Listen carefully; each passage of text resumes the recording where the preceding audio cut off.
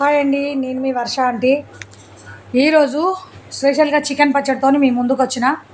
Chicken పచ్చడి ఎలా చేద్దామో చేసే విధానం మీకు చూపిస్తాను. ఈరోజు నేను ఏంటంటే మంచిగా చికెన్ ఒక 2 కిలోల చికెన్ అయితే తీసుకొచ్చి మంచిగా ఫ్రెష్గా కడిగి మంచిగా ఉప్పు పసుపు వేసి ఉడకబెట్టిన తర్వాత అది ఎంత టైం పడుతుందో చూద్దాం. కలుపుకుంటా ఇక్కడనే ఉండాలి. మళ్ళీ అది ఉడికేంత వరదాకా ఇక్కడనే కలుపుకుంటూ ఉండాలి. ఎందుకంటే వదిలేసిపోతే మొత్తం మాడిపోతుంది అన్నమాట.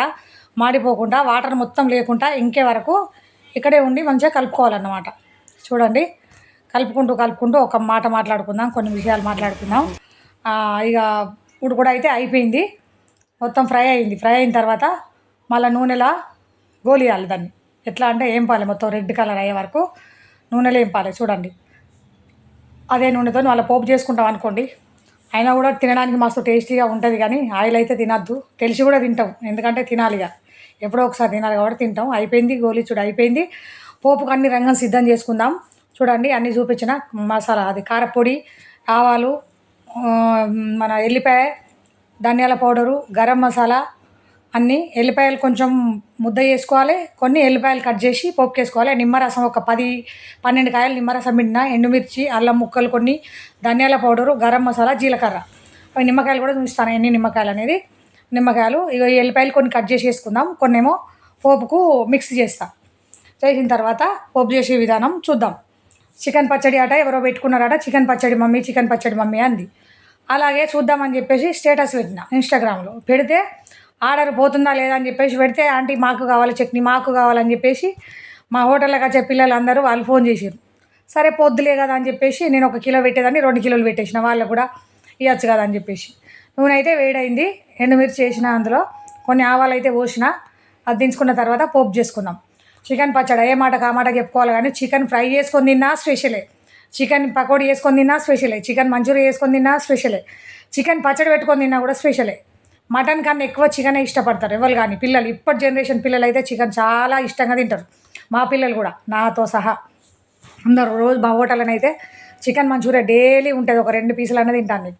మా హోటల్లో నాకు నచ్చినవి ఏంటి అంటే వెజ్ మంచూరియా, చికెన్ మంచూరియా చాలా ఇష్టం నాకు.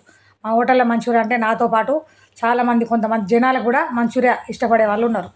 అంత స్పెషల్గా చేస్తాడు మా మాస్టర్. ఎక్కడైనా చేస్తారు చికెన్ మంచూరియా, వెజ్ మంచూరియా అంటే, కాకపోతే మా హోటల్ ఇంకా స్పెషల్ అన్నమాట. మా గురించి నేనే చెప్పుకుంటే బాగోదు, కానీ తిన్న వాళ్ళు కూడా చెప్తారు. నూనె వేడైపోయిన తర్వాత ఎల్లిపాయల ముద్దేసిన, కొంచెం మన కట్ చేసుకున్న ఎల్లిపాయలు పోసిన, కొన్ని కారపొడి పోసేసిన. వేడి నూనె కాదు, చల్లారింది. మొన్న ఉసిరికాయ పచ్చడి కూడా ఎట్లా పెట్టినో ఇది కూడా అట్లనే, కాకపోతే కొంచెం డిఫరెన్స్. కలిపిన అసలు వేడి దాంట్లో పోయొద్దు, పోతే బ్లాక్ అయిపోతుంది అన్నమాట. కారపొడి పట్టించుకున్న పౌడర్ కాబట్టి బ్లాక్ అయిపోతుంది. జీలకర్ర మెంతుల పొడి కూడా కొంచెం వేసుకోవాలి. ధనియాల పౌడర్ పోసిన కొంచెం. ఇప్పుడు ఇవన్నీ వేసి కలుపుకున్న తర్వాత కారపొడి మనం ఇందులోనే వేసేసుకొని చికెన్ తీసి అందులో వేసి కలుపుకొని కొంచెం సేపు అక్కడ పెట్టుకున్న తర్వాత నిల్వ తినడమే ఇక మనం. అదన్నమాట చికెను. ఆంటీ చికెన్ పచ్చడి పెట్టిరు కదా, మరి ఎట్లా ఇస్తారు ఏందని చెప్పేసి కదా మెసేజ్ స్టార్ట్ చేసిర్రు. ఇక ఆంటీ మాకు కావాలి, ఆంటీ మాకు కావాలి, ఆంటీ మాకు కావాలని అందరికి ఇవ్వడానికి. అదంతా మేము తింటామైంది, ఒకళ్ళు తింటే బతుకుతారు అదంతా అని చెప్పేసి 1/2 కేజీ 600, 1/2 కేజీ 300కి అయితే అమ్మేసిన. ఒక బాటిల్ అయితే మేము ఉంచుకున్నాం ఇంట్లోకి, మిగతాది అయితే అమ్మేసిన. ఆ తిన్న వాళ్ళు కూడా మళ్ళీ మెసేజ్ చేసారు, ఆంటీ చాలా బాగుంది, మళ్ళీ చేయండి అని. మళ్ళీ చేస్తే కూడా పోయేటట్టే ఉంది, కానీ నిమ్మరసం జాలీలో వేసి వడబోస్తున్నాయి. ఎందుకంటే గింజలు వస్తాయి కదా, గింజ కొరికినప్పుడు కొంచెం చేదు వస్తుంది, అందుకని చెప్పేసి జాలీలో వేసి వడబోసిన. ఆయిల్ అయితే కొంచెం తక్కువ అయిపోయింది, అంటే తినడానికి బాగుంది, కర్రీలాగా అయిపోయింది అనమాట. మళ్ళీ కొంచెం నూనె అయితే వేడి చేసి పోసేసిన. అప్పటికే 3/4 కిలో ఆయిల్ పోసిన. 2 కిలోల చికెన్కు అది ఫ్రై చేయడానికి, గోలి వేయడానికి